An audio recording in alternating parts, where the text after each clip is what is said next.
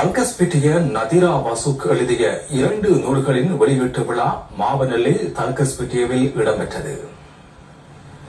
மாவனெல்லை தல்கஸ்பிட்டிய நதிரா வசுக் எழுதிய விழிகள் தேடும் விடியல் கவிதை நூல் மற்றும் வெளித்தெழு பாப்பா சிறுவர் பாடல் தொகுப்பு நூல் ஆகியவற்றின் வெளியீட்டு விழா தல்கஸ்பிட்டிய முஸ்லிம் மகாவித்தியாலயத்தில் நடைபெற்றது.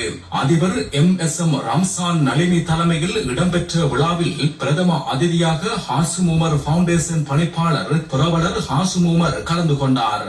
கௌரவ அதிதிகளாக கிழக்கு மாகாண முதலமைச்சின் செயலாளர் ZMM Faisal, Muslim council of Sri Lanka நிறுவனத்தின் தலைவரும் உதயம் பத்திரிகையின் பிரதம ஆசிரியரும் மூத்த ஊடகவியலாளருமான NM Ameen, Vasantham TV, Vasantham FM பிரதி செய்தி முகாமையாளர் சித்திக் ஹனிஃபா உள்ளிட்ட பலர் கலந்து கொண்டனர்.